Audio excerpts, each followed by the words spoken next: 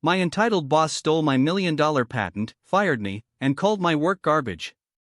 Years later, he called me in tears begging for help to save his company from bankruptcy. I simply said, "I'm afraid I don't work here anymore." My name is Jake, and the moment my boss, Mark, looked me in the eye and called the work I had dedicated 3 years of my life to absolute garbage, I knew two things: first, that he was a sociopathic liar, and second, that he was planning to steal it.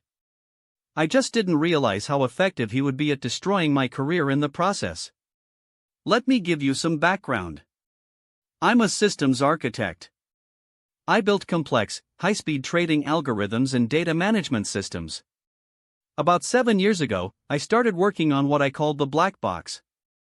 It was a proprietary system designed to model consumer trends with an accuracy that was unheard of in our sector. It was revolutionary. I worked on it relentlessly, often clocking 80-hour weeks, fueled by cheap coffee and the promise of a significant equity stake once the patent was secured and the system went live.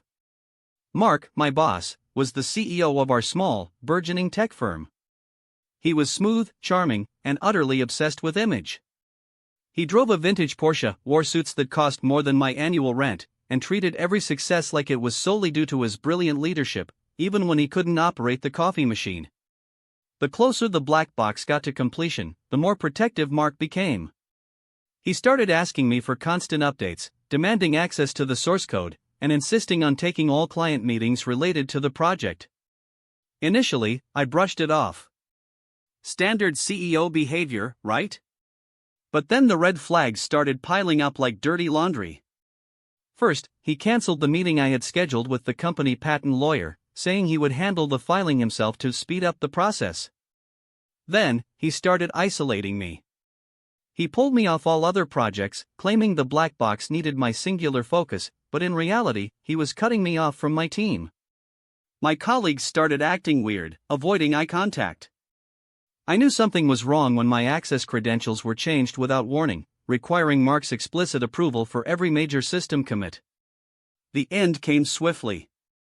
I walked into work one Monday morning, feeling excited because I had just finalized a critical stability patch for the system, the kind of patch that would make the black box literally run forever. But when I swiped my key card, the lock turned red, and a message flashed, "Access denied." I stood there for a second, confused, until Mark's executive assistant, Sarah, rushed over, looking utterly horrified. Sarah had always been kind to me, and the pity in her eyes told me everything I needed to know. She pulled me aside, her voice a frantic whisper. "Jake, you need to go. Mark is